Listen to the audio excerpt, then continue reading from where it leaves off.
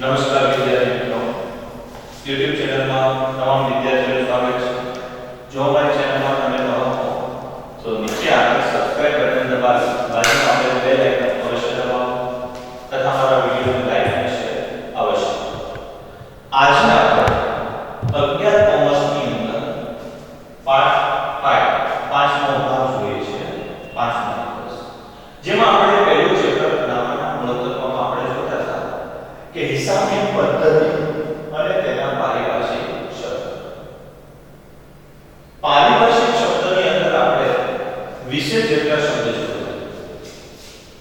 આ 20 શબ્દોમાં ઘણા બધા શબ્દ એવા હતા કે જે તમે કોમર્સ લાઈનની અંદર પ્રથમ વખત જુઓ કે જેની અંદર જે શબ્દ આવે છે જો એની વ્યાખ્યા તમારી પાસે ક્લિયર હોય તો તમે આગળ કોઈ પણ કોમર્સની લાઈનમાં જાઓ, વાણિજ્ય શાખામાં જાઓ તો એ શબ્દ ગમે ત્યારે આવે તો તમે આવડી જાય. એટલા માટે શબ્દ તમારા માટે ખૂબ અગત્યનો છે. જે શબ્દની અંદર આજે 21 નંબરનો શબ્દ જોઈ છે આજે આપણે ઉપજ કે ઉપજ કોને કહેવાય. ઘણી વાર તમે ઉપજ જનરલી ખ્યાલ હશે કે ઉપજ આપણે કોને કહીએ છીએ કે ખેતરમાં વસ્તુ વાવો જે ઉત્પાદન થાય એને આપણે ઉપજ કહેતા હોઈએ છીએ આપણી ભાષા. પણ કોમર્સની ભાષામાં ઉપજ કોને કહેવાય તેની વ્યાખ્યા આપણે જોઈએ. જ્યારે વસ્તુ કે સેવા આપવામાં આવે, જ્યારે વસ્તુ કે સેવા આપવામાં આવે અને તેની સામે અવેજ મળે કે મળવાની બાકી રહે તેવા અવેજને ઉપજ. હવે અહીંયા શબ્દ આવ્યો અવેજ કે તમે વસ્તુ કોઈને આપો અથવા સેવા કોઈને આપો અને સેવાના બદલામાં વસ્તુની સામે તેની સામે તમને જે અવેજ મળે છે અથવા મળવાનું બાકી રહ્યું છે એ અવેજને શું કહેવાય? ઉપજ કહેવાય. ઉધાર વેચાણમાં વેચાણની રકમ મળવાની બાકી હોવા છતાં ઉપજ ગણાય. ઉપરાંત મળેલ વ્યાજ, ડિવિડન્ડ, ભાડું, વટાવ વગેરે મળવા પાત્ર થાય ત્યારે તો સમજો કે માલ વેચો છો, જ્યારે તમે માલ વેચો છો અને વેચાણની રકમ મળવાની બાકી હોવા છતાં તમે રકમ મળી નથી પણ તમે માલ તો વેચી લે. માલ વેચો મળવાની રકમ છે તો પણ એ ઉપજ ગણી નાખવાની ત્યારે છે. પણ મળેલ વ્યાજ, ડિવિડન્ડ, ભાડું, વટાવ આ મળવા પાત્ર થાય ને ત્યારે જ ઉપજ ગણાય. તો પહેલા તો ઉપજની વ્યાખ્યા પછી આ શબ્દ સમજો કે કોઈ પણ વસ્તુ કે સેવા તમે બીજાને આપો છો તે વસ્તુ ફ્રીમાં આપણે લેતા નથી. અહીંયા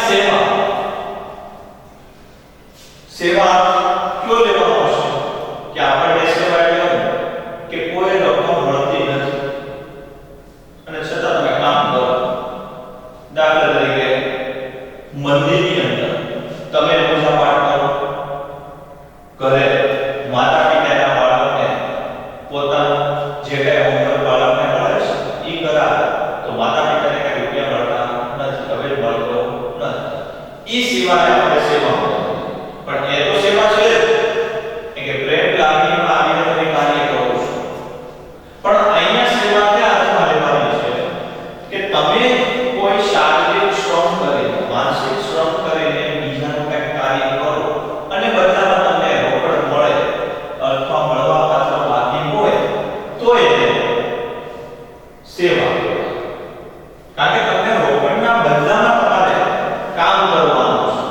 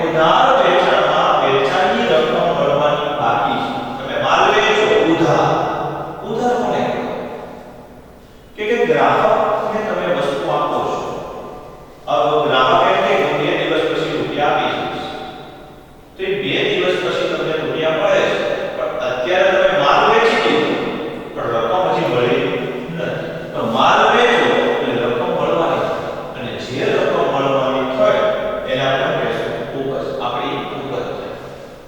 આ ઉપરાંત મળેલું વ્યાજ.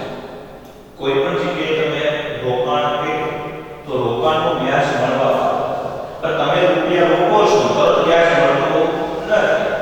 તમને ખબર છે કે બેંકમાં ફિક્સ ડિપોઝિટ તરીકે માં મૂકો તો વાર્ષિક વ્યાજ તો વર્ષના અંતે વ્યાજ મળે.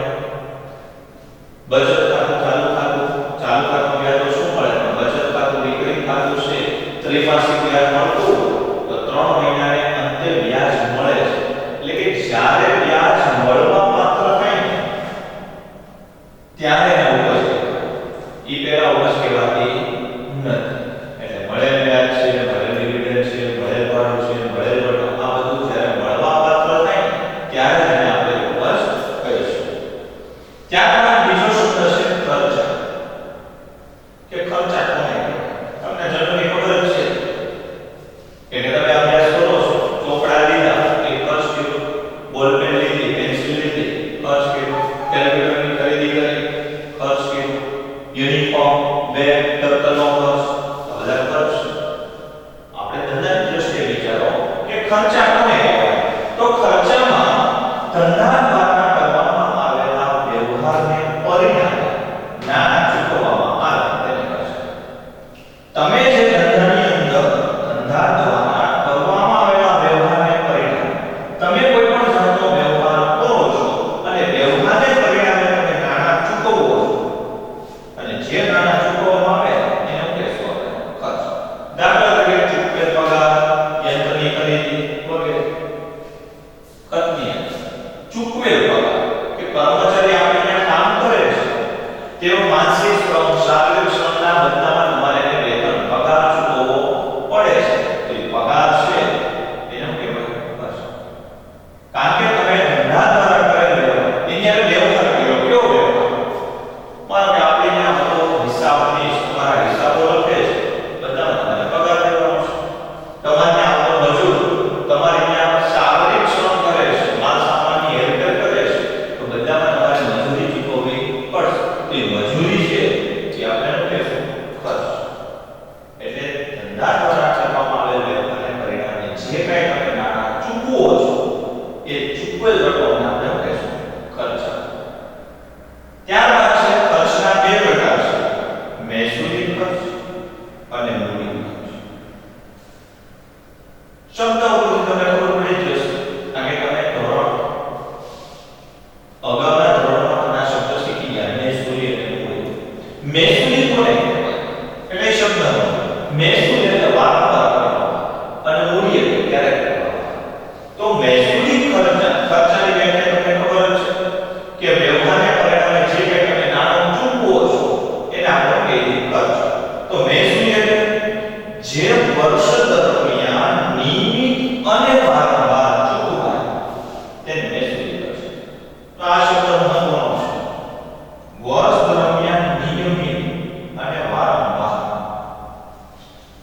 કોઈ પણ જાતનો ખર્ચ છે તમે વારંવાર ચૂકવવો પડે, નિયમિત તમારે ચૂકવવો પડે, તો એવા ખર્ચને કેવો ખર્ચ કહેશું? મહેસૂલી. તો વિચાર કે ધંધાની અંદર આવા ખર્ચા ક્યાં હોય કે નિયમિત તમારે ચૂકવવા પડે, વારંવાર કરવા પડે. દાખલા તરીકે પગાર, કે તમારે ત્યાં આવતા કર્મચારીઓનો પગાર તમારે નિયમિત અને વારંવાર ચૂકવવો પડે. નિયમિત શું કામ? કે દર મહિનાને અંતે તમારે પગાર ચૂકવવો પડે છે. તમારે ત્યાં કામ કરે એટલે તમારે કર્મચારીનો પગાર ચૂકવો, તો પગાર છે મહેસૂલી ખર્ચ.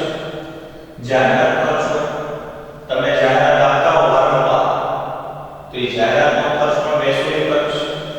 મજૂરી, વીજળી ખર્ચ કે લાઇટ બિલ છે દર મહિને 2 માસને અંતે તમારે વારંવાર કરવું પડે છે. તો આવા બધા ખર્ચને આપણે કેવા ખર્ચ કહીશું? મહેસૂલી ખર્ચ. એટલે મહેસૂલી ખર્ચની વ્યાખ્યામાં શબ્દ મહત્વનો છે કે જે વર્ષ દરમિયાન ચાલુ વર્ષ એક વર્ષની અંદર તમે નિયમિત અને વારંવાર જે ખર્ચ ચૂકવો છો એવા ખર્ચને આપણે મહેસૂલી ખર્ચ કહીશું. ત્યારબાદ મૂડી ખર્ચ. આનાથી તદ્દન વિરુદ્ધ. મૂડી ખર્ચ કોને કે જે ખર્ચા ધંધામાં નિયમિત કે વારંવાર કરવામાં આવતા ન હોય. તો ખાસ ધ્યાન રાખજો કે જે ખર્ચ છે ધંધામાં નિયમિત કરતા વારંવાર કરવામાં આવતો નથી પણ એનો લાભ ધંધાને લાંબા સમય સુધી મળતો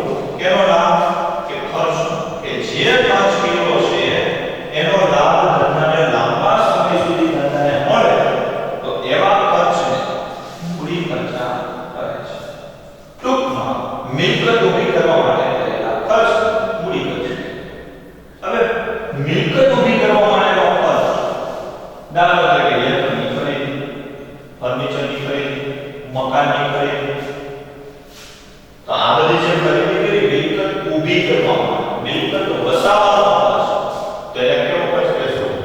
મૂડી ખર્ચ. દાખલા તરીકે આપણા વાલીએ બાઇક ખરીદી, મોટરસાઇકલ ખરીદી, તો મોટરસાઇકલ ને વારંવાર હવે ખરીદવાના નથી.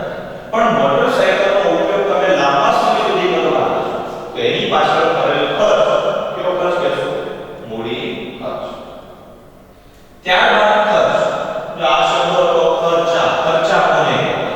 પણ અહીંયા છે ખાલી ખર્ચ કે ખર્ચ કોને કહેવાય? જો ખર્ચેલ રકમનો લાભ જે તે હિસાબી સમય પૂરતો જ હોય તો ખર્ચેલ રકમનો લાભ કયા સમય સુધી? હિસાબી સમય. હવે તમને ખબર છે કે હિસાબી સમય સામાન્ય રીતે એક વર્ષનું રાખવામાં આવે છે કે જેની અંદર ઋતુ, ત્રણેય ઋતુનો સમાવેશ થઈ જાય: શિયાળો, ઉનાળો અને ચોમાસું. અને દરેક ધંધાના ઋતુઓ અસર કરે છે. આ બધું તમે 10મા ધોરણમાં શીખી ગયા કે ઋતુ અનુસાર ધંધો, કે અમુક ધંધો છે અમુક ઋતુમાં વધુ ચાલે, અમુક ઋતુમાં ઓછું. દાખલા તરીકે ચોમાસું, તો ચોમાસાની અંદર તો રેનકોટ, છત્રી, પ્લાસ્ટિકના કપડા, પ્લાસ્ટિક છે એનું વેચાણ વધુ છે. ગરમ ખાદ્ય સામગ્રી એનું વેચાણ વધુ છે, તો એનો ધંધો વધારે ચાલે. પણ ગરમ કપડા છે એનું વેચાણ ચોમાસામાં થવાનું નથી. ચોમાસા પછી શિયાળા, તો ગરમ વસ્તુની માંગ વધશે. શિયાળાની અંદર ગરમ વસ્તુની માંગ વધશે, ગરમ કપડાની માંગ વધશે, પણ જ્યારે રેનકોટ છત્રીનું વેચાણ થવાનું નથી. ઉનાળાની અંદર તો સૂતરાઉ કપડાની માંગ વધે છે. એટલે કે દરેક ઋતુની અંદર અમુક પ્રકારના ધંધાની માંગ અલગ અલગ વધે છે. તો જે ખર્ચનો લાભ જે તે સમય માટે, હિસાબી સમય માટે હોય તો આવા ખર્ચેલ રકમને ખર્ચ અથવા તો મહેસૂલી ખર્ચ કહે છે. હિસાબી સમય સામાન્ય રીતે એક વર્ષનો હોય છે અને અત્યારે સરકારી કાયદા મુજબ 1 એપ્રિલ થી 1/4 થી 31/3 સુધીના હિસાબો લખવામાં આવે. એટલે કે 1 એપ્રિલ થી ચાલુ થાય અને 31મી માર્ચે હિસાબો પૂરા થાય. તો આપણે કહીશું વર્ષનો એન્ડિંગ, હિસાબી વર્ષનો અંત. તો આ હિસાબી વર્ષ દરમિયાન એમાં તમે કોઈ ખર્ચેલ રકમ હોય તે ખર્ચેલ રકમને ખર્ચ કહેશું અથવા તો એને મહેસૂલી ખર્ચ. અને મહેસૂલી ખર્ચની વ્યાખ્યા આગળ આપણે જોઈ લીધી છે કે જેમાં ચૂકવેલ પગાર, ચૂકવેલ મજૂરી આ બધાનું કહેશું ખર્ચ. ત્યારબાદ છે નફો. તો નફાનો તમને ખ્યાલ છે કે નફો કોને કહીએ છીએ? જે આપણને ફાયદો થાય.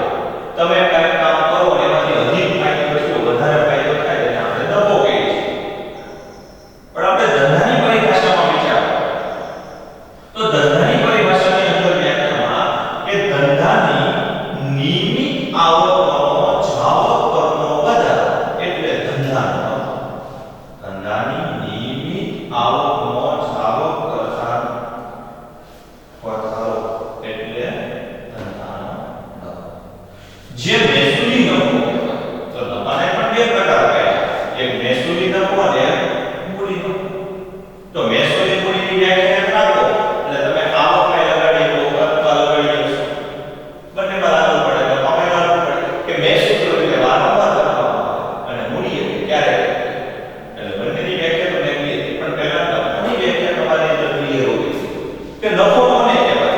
કે નફો એટલે ધંધાની નિયમિત આવકનો જાવક પરનો વધારો. કે તમારી જે આવક છે એમાંથી જાવક, એની કરતા જો આવક વધારે થાય તો એને આપણે કહીએ છીએ નફો.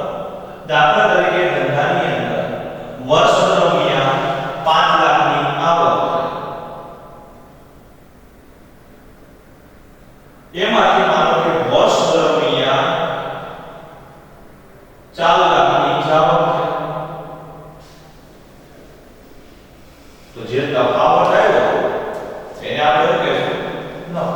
કે ધંધાની કુલ આવકમાંથી કુલ જાવકનો બાદ કરો, જે વધારો વધે એટલે કે આવકનો જાવક પરનો વધારો એટલે આપણે કહીશું નફો. આ નફાને કોનો નફો કહેશું? મહેસૂલી નફો. કોઈક વાર ક્યારે અનિયમિત નફાનું સર્જન, કે ક્યારે તમને વારંવાર પ્રવૃત્તિમાંથી નફો ન મળે, એવી પ્રવૃત્તિમાં તમને લાભ મળે કે જે ક્યારેક જ મળે છે. અનિયમિત નફાનું સર્જન થયું તેને આપણે કેવો નફો કહીશું? મૂડી. પણ તમને એવો વિચાર આવે કે એવો નફો કેવો કે માલ સામાનનું વેચાણ કરો, દાખલા તરીકે 10 રૂપિયાની ટ્રેનની આપણી ખરીદી હોય અને આ જ ટ્રેન તમે 15 રૂપિયામાં માર્કેટમાં વેચો તો 5 રૂપિયા જે વેચાય એને આપણે નફો કહીએ છીએ. અને કયો નફો છે? મેં છે કે તમે માલ સામાનનું ખરીદ વેચાણ દ્વારા તમને નફાની આવક થઈ, આવકમાં વધારો. હવે મૂડી નફો કોને કહેવાય? આપણે કે માનો કે આપણી પાસે જૂનું યંત્ર છે, આપણી પાસે યંત્ર છે, વાપરતા વાપરતા કે 5 લાખનું યંત્ર લીધું, 5-10 વર્ષ સુધી તમે યંત્રને વાપરશો તો યંત્રની કિંમત ક્રમશઃ ઘટે છે. યંત્ર માનો કે દર વર્ષે ઘસારો તમે એમાંથી બાદ કરતા હો અને ચોપડે માનો કે હવે યંત્ર 1 લાખનું લીધું, તમારી પાસે યંત્ર 1 લાખનું લીધું, હવે યંત્રને તમે વેચવા કાઢ્યું, તમને ખબર ચોપડે 1 લાખનું છે, હવે માનો કે યંત્રો વેચતા તમને 1 લાખની 20,000 આવ્યો તો 20,000 નો નફો થયો, એટલે કયો નફો કહેશું? મૂડી નફો. અથવા તમારી પાસે કોઈ બીજી મિલકત હોય અને તમે એને વેચો, માનો કે તમારો પોતાનો મોટરસાઇકલ લીધું હોય 30,000 પણ એને વાપરતા વાપરતા એની કિંમતમાં ઘટાડો કરવો પડે, ઘસારો બાદ કરવો પડે, હવે માનો કે તમારે કિંમત આવી કે આ મોટરસાઇકલ મારે 10,000 માં વેચવું છે, કે તમે દર વર્ષે એનો ઉપયોગ કર્યો, દર વર્ષે એમાંથી ઘસારા તરીકે કિંમત બાદ કરી, એની વેલ્યુ બાદ કરી, હવે ચોપડે 10,000 નું મોટરસાઇકલ છે.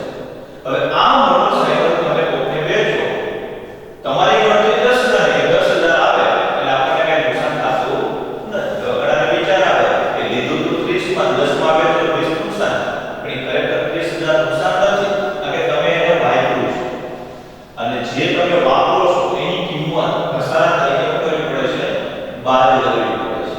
તો ઘસારો મિલકતની કિંમતમાં જે ઘટાડો ક્રમશઃ કાયમી થાય ને ઘસારો કહેવાય. તો ઘસારા તરીકે કિંમત બાદ કરતા ચોપડે 10,000 મોટરસાઇકલ હોય, એ મોટરસાઇકલ તમે 15,000 માં કોઈને વેચો તો 5,000 નો નફો છે, એટલે કેવો નફો કહેશું? મૂડી. કારણ કે મોટરસાઇકલ તમે દર વખતે વારંવાર વેચવાના નથી, ક્યારેક જ વેચવાના છો. તો અનિયમિત નફાનું સર્જન થાય ને કેવો નફો? મૂડી નફો. અને જે તમારી કાયમી આવકમાંથી જાવ કરનો વધારો એને કહેશું મહેસૂલ. ત્યારબાદ છે નુકસાન.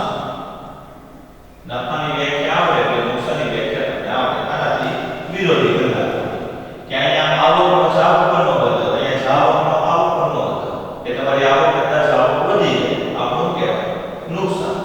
અથવા બીજા શબ્દોમાં કહીએ કે નુકસાન એટલે કોઈ પણ પ્રકારનો લાભ મેળવ્યા વિના ગુમાવેલો, કે તમે કોઈ પણ જાતનો લાભ થતો નથી, કોઈ પણ જાતનો તમને લાભ થતો નથી, અને લાભ થયા વગર તમે ગુમાવો છો. દાખલા તરીકે અકસ્માતમાં નાશ પામેલ માલની રકમ, જે રકમ ગુમાય એને નુકસાન કહેવાય. અને નુકસાન કેવું થાય કે નુકસાનને કારણે માલિકની મૂડીમાં ઘટાડો થાય, માલિકની મૂડી ઘટે. એટલે આપણે શરૂઆતમાં વ્યાખ્યા જોઈ લીધી કે મૂડી કોને કહેવાય? કે ધંધાનો માલિક ધંધામાં માલ મિલકત રોકડ લાવે એને આપણે કહીએ મૂડી કહીએ છીએ. તો માલિકની મૂડી ઘટે, શું કામ? એને કે નુકસાન, એટલે કે માલિકને કોઈ પણ જાતનો લાભ મળતો નથી. હવે વિચારો કે અકસ્માતમાં નાશ પામે, તમે માલ સામાન ખરીદો છો, કે આપણે જે ધંધાની અંદર માલ સામાનનું ખરીદ વેચાણ કરતા હોય અને માલ સામાન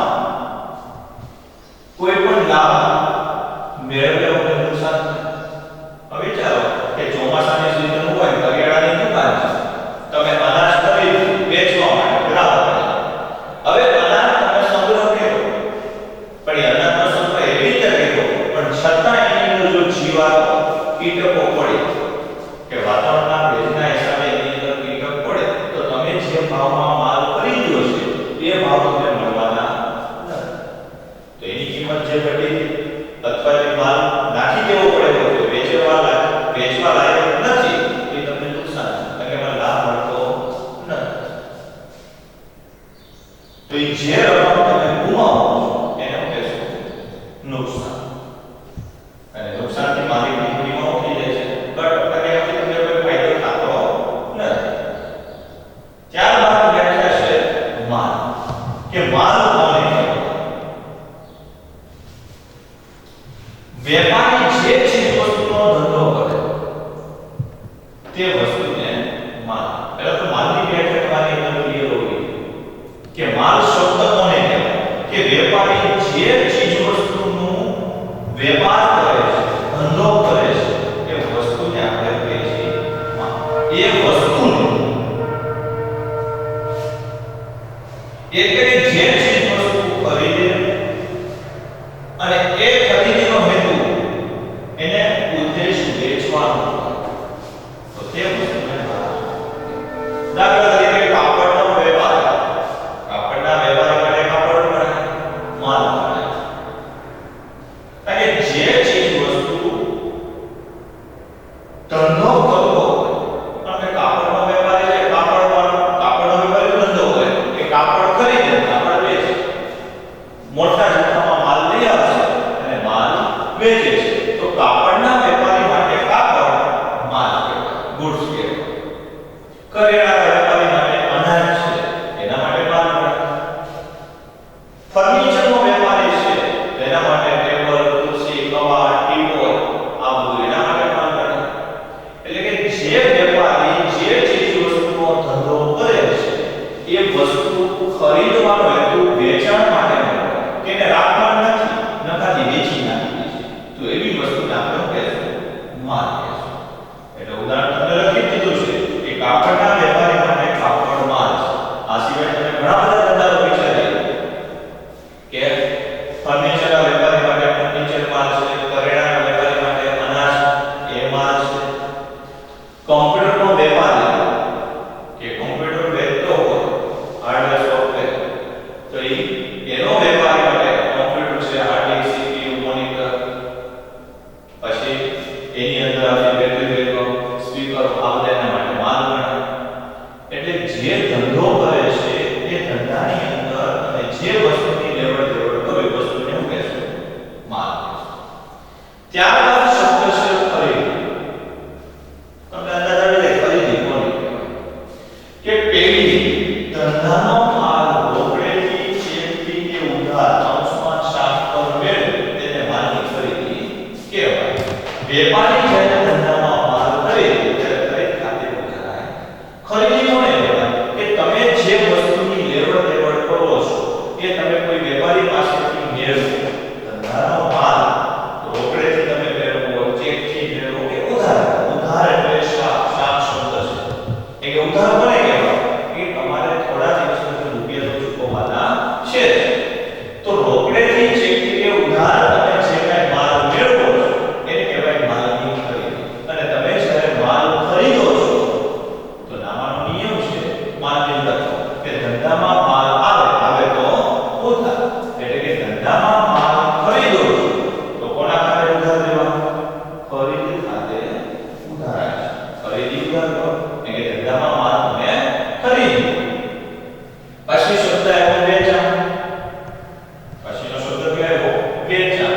કે જે તમે માલ ખરીદો છો તો માલ ખરીદીનો હેતુ રાખી મૂકવાનો નથી, એને વાપરવાનો હેતુ નથી. જો વાપરવાનો હેતુ હોય તો એને મિલકત કહેવાય. મિલકતની વ્યાખ્યા આપણે જોઈ કે એનો ખરીદીનો હેતુ વેચાણનો ન હોય, એટલે કે વેચવાનો નથી પણ વાપરવી છે, તો એને આપણે મિલકત કહેવાય.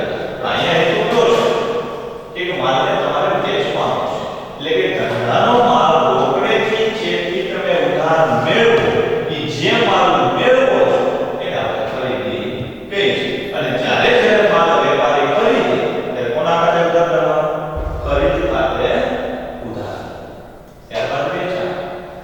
ધંધાનો માલ રોકડેથી, ચેકથી કે ઉધાર ગ્રાહકને આપે તેને માલનું વેચાણ કહેવાય. આનાથી તદ્દન વિપરીત, વિરોધી છે.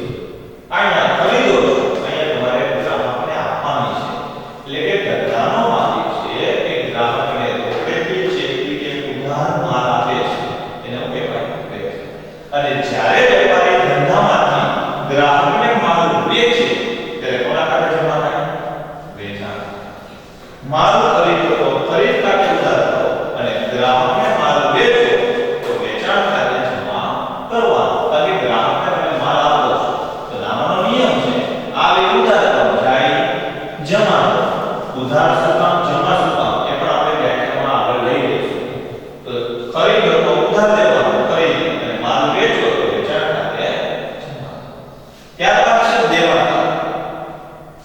કે ધંધાએ જેની પાસે રકમ વસૂલ કરવાની બાકી છે, જેની પાસે રકમ વસૂલ કરવાની બાકી છે તેવી વ્યક્તિને દેવાદાર કહેવાય.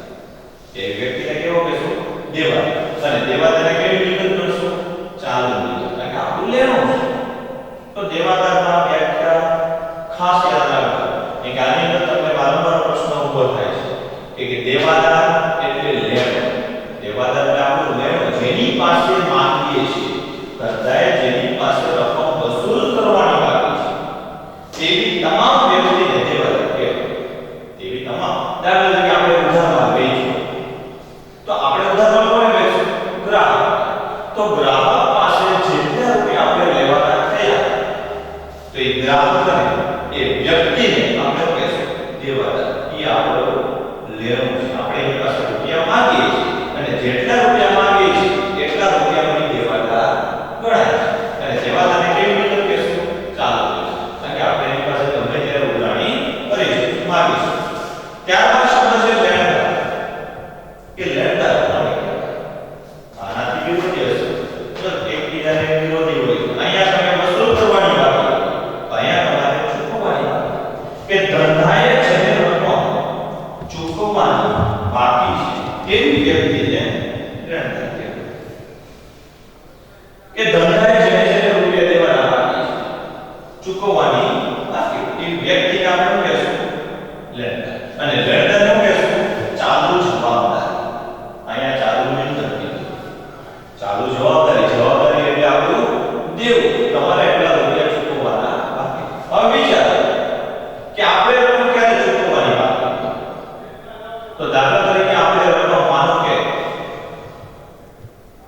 માલ ઉધાર કરી, જેમ આપણે ઉધાર માલ વેચીએ છીએ એમ આપણે વેપારી પાસેથી ઉધાર માલ ખરીદીએ, તો ઉધાર લેતા રૂપિયા તમારે ચૂકવવા પડે. તો તમારે જેટલા રૂપિયા ચૂકવવાના છે, જેને ચૂકવવાના છે, એ વેપારી, એને શું કહેશું આપણે? કે તમારી પાસે રૂપિયા માંગે છે, આપણું દેવું છે, આપણે રૂપિયાને ચૂકવવા પડશે. અને લેણદારને આપણે ચાલુ જવાબદારી ગણશું, ચાલુ દેવું કરશું. ત્યારબાદ શબ્દ આવ્યો લેણું. તો અહીંયા શબ્દ આવ્યો તો ત્યારે લેણું શબ્દ બોલ્યો કે દેવાદારો એટલે આપણું લેણું. અહીંયા વ્યક્તિને દેવાદાર કીધો, અહીંયા વ્યક્તિને લેણદાર કીધું છે. લેણું કોને કહેવાય? ધંધાની લેવડ દેવડ અંગે જે રકમ વેપારીએ મેળવવાની બાકી હોય, તો આ રકમને કીધું છે કે ધંધાની લેવડ દેવડ અંગે જે રકમ વેપારીએ મળવાની બાકી હોય તેને લેણું કહેવાય. કે જે રકમ વેપારી પાસે તમારે મેળવવાની બાકી છે, એ રકમને આપણું લેણું. દાખલા તરીકે દેવાદારો, લેણદારી, મળવાની બાકી આવક, અગાઉથી ચૂકવેલ ખર્ચ, આ પ્રકારનું લેણું છે. એક પ્રકારની ચાલુ મિલકત. અને લાંબા ગાળાના લેણામાં ધીરેથી એટલે કે આપેલી નોટનો સમાવેશ થાય. એટલે કે લેણું કોને કહેવાય? કે આપણે માલ વેચ્યો, આપણે ગ્રાહકને માલ ઉધાર વેચ્યો, એની પાસેથી રકમ જે આપણે લેવાની થઈ, આપણું લેણું. તો ગ્રાહક એટલે શું થાય? દેવાદાર. તો દેવાદારને આપણે કહેશું આપણું લેણું છે. દેવાદારને આપણે કહેશું આપણું લેણું. લેણી હુંડી. તો હુંડીની વ્યાખ્યા હોય કે હુંડી એટલે શું? કે જેની પાસે આપણું લેણું છે પણ આપણને વિશ્વાસ નથી, એટલે કે આપણે પત્ર લખશું અને પત્ર લેખા પછી વ્યક્તિ એ નાણાં ચૂકવવાનું કબૂલે, એ પત્રને આપણે કહેશું હુંડી. આની વ્યાખ્યા પછીના લેક્ચરમાં વધારે આપી દઈશ. અગાઉના શબ્દ કીધું કે મળવાની બાકી કોઈ આવક હોય, અગાઉથી ચૂકવેલ ખર્ચ હોય, તો આ પ્રકારનું જે કંઈ લેણું છે એ બધું લેણું, એને આપણે ચાલુ મિલકત આપણે ગણશું. લાંબા ગાળાના લેણા ધીરે